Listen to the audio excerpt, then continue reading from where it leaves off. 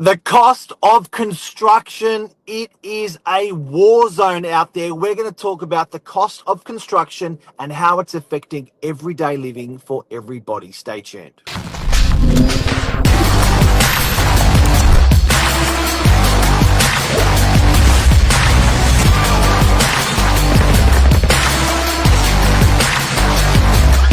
I'm the ringleader, so listen up. Who are we going to blame for the cost of construction? You. What do you reckon, Josh? Josh Rapshot, Yeah, expert salesperson. Why is construction so expensive in Sydney? What has happened? well, we're talking about this just off air, guys. I think we've highlighted the three major reasons for the cost of construction. First being, I think we've all been there trying to book a tradie in. There's a low labour supply to the market, so with high demand, so that skills shortage. Definitely think that has to play a role. Like you've definitely heard out amongst the trades in quoting at the moment seems to be quoting very high and seeing what sticks out amongst that market. So there's obviously that part of it. I think a major part that stems on from our COVID Have you got a time. degree? Pardon? Have you got a degree? Yes, I do. There's your problem. No one's You want to talked elaborate? about this one. No one's Yeah, talked about this one. What did you study in your degree? finance. And now you're a real estate agent. Yep, So this is a massive problem. It has added to the cost of construction. The generation before my generation, everyone was a tradie. Everyone left school at year 9, maybe year 10. They went out into the workforce. They laboured. They did a trade, and they built this country. And now every parent, your parent, me, we educate our kids. We give them a degree. So we are specking up, very intelligent, our whole community. But where is the labour coming from to build these properties? Because you have got a degree that you haven't even used. And every parent is putting their kid through degrees. They're taking 4 years at not being in the workforce, and they're doing a degree that often they're not using, which, don't get me wrong, I did the same thing and I'd probably do it again, but with my kids, but there's less labour out there. What does that do? Makes labour more expensive, makes building more expensive. Then there's immigration, and they want to bring in less immigrants, less labour force, pressure on building costs again.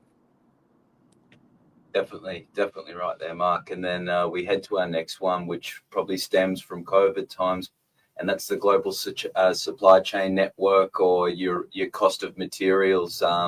Dramatically, we've seen cost of materials, even your basic core flutes and woods and concrete. I've seen prices of builders, developers that I've spoken to. These small items have tripled in price, some of them. So I think there's a massive cost addition of obviously building if your raw materials are 3 times the price. So that's another big one with supply chain still playing catch up in regards to that. And we saw a lot of people go through with builders such as, like, your Metricon like supply builders, where they booked in contracts with a figure in mind, and then all of a sudden these costs blew out, and these projects never got finished, and now these people are left with half finished homes, and we've got an array of businesses that have folded during that transition of increased cost of materials. That's number 2. We're going to go on to number 3, but at the end, I'm going to give you a summary and tying that back to an exact price of a unit in Sydney, what it costs to build and what it costs to profit, what it costs to land, or we're going to reverse engineer back what we're talking about. What you've just said, Josh, I'll put it really simple. In the last 5 years, 30, we put a spear, we stabbed 35% of our productivity.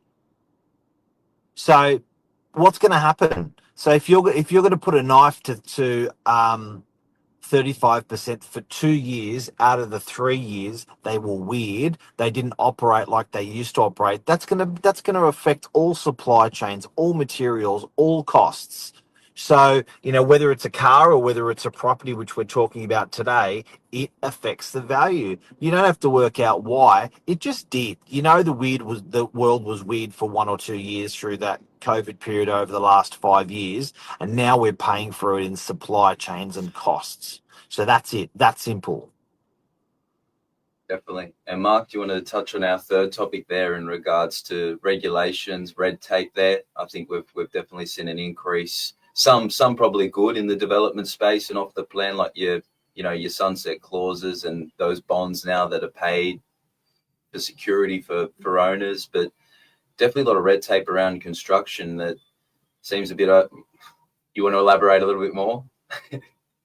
I'll give you an analogy. We don't want to have people die on the roads due to speed. So we reduce the speed limit across New South Wales down to 5 kilometres. Now we're good. So in one way, with compliance, we've done a terrific job with making it 5 kilometres an hour on the road, but now nobody can get around the city. They can't commute. They can't get around. It takes 10 times longer. Same thing with building. They have made it so compliant, so stringent that the cost to productivity, the cost to the system has just become inhibitive to actually build buildings. That simple. Yeah, I think that's huge. And I think the evidence of that, guys, we had this massive LMI, low to mid density changes that were swept across through the Minns government. And in the Northern Beaches, you would have seen it going everywhere, but we've only had 2 applications actually submitted. So it goes to show that you make all these changes. It was meant to bring in all the supply or some new developments across the beaches, but been very limited, very, very limited. And that's because with all these factors, the margins aren't there. The risk for reward for developers isn't there. It once you couple it in and being on the side of selling these types of properties where developers are looking into it, once you really reverse engineer it and look back, you take in the costs of putting together some of these sites and you think, wow, like, your land value astronomical. If you're getting something that big in Northern Beaches, you're going to pay a pretty penny for it. Like we've said, your cost of construction, if you're looking at luxury or even a nice finishes, you're looking at anywhere between sort of 8,000 and 12,000 a square meter to build. So once you put all that together and you're still quite constrained by FSR and height limits, the amount of units you can build and sell on market doesn't make sense for developers taking on these costs and risks. Is that what you'd say, Mark? Yeah. Ladies and gentlemen, you've got to understand this. I'm going to put it into real layman's terms. And this compliance started getting really strict in 21, 22. But let me put it into layman's terms. To build a box, I call a box a unit, whether it's a 1, 2, or 3. Let's just blend the rate, right? If you want to build a unit in 2019, you were spending 3 to 350 a box. Now, with cost of finance is another reason your funding is double or triple what it was as well.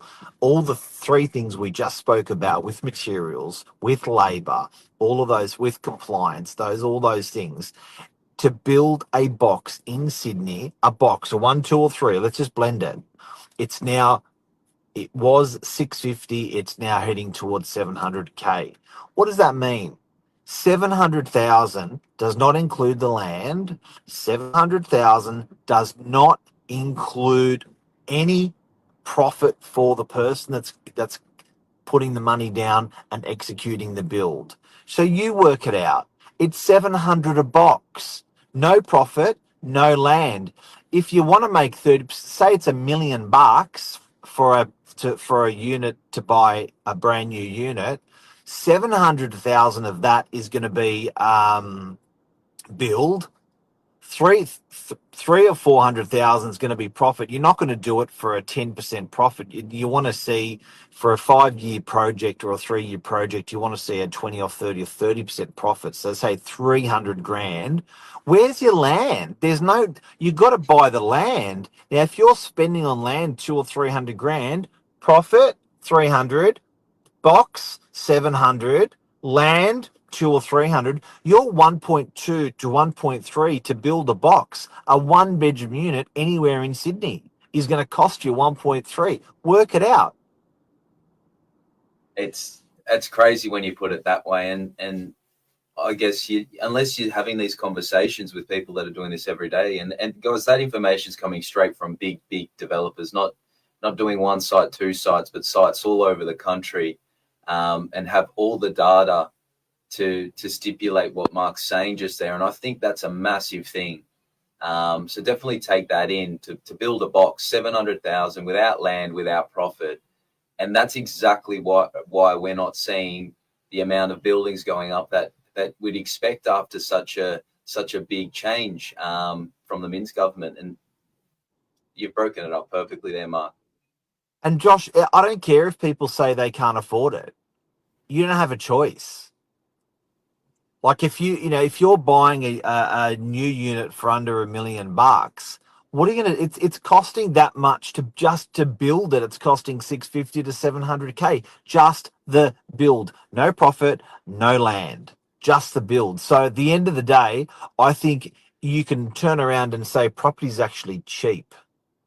Because if you're Yeah, building a box for 750 to 800, property at the moment, units at the moment are cheap relative to the actual real cost of business to supply that apartment. even for houses as well. Remember, we had that beautiful place down in Bayview that you and Lise had, and we said to a builder, what would it cost to build this today? And it was almost, 3/4 of the price just in build costs of what it actually sold for. So there is a Yeah. huge amount of value there that people aren't realizing, because to do it in today's market, it'll cost you an arm and a leg. Yep. Yep. Definitely. Absolutely. Yeah. Mr. So Wapshot, thank you very much. thank you, Mr. Novak, and thanks everyone for tuning in. Guys, yeah, big topic this, and I think this is something that's definitely going to stick with us all.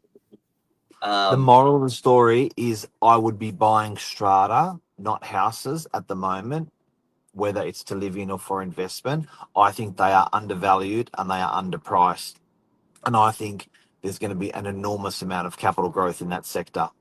Strata units. There you go, guys. Heard it here first from Mr. Novak himself, and he's got a little equation that gives him that theory of units playing a bit of catch up on capital growth and equity. So I definitely see that happening in the future. Novak Investment House. We represent. That's it. Thanks, guys. Thanks, Josh. Cheers.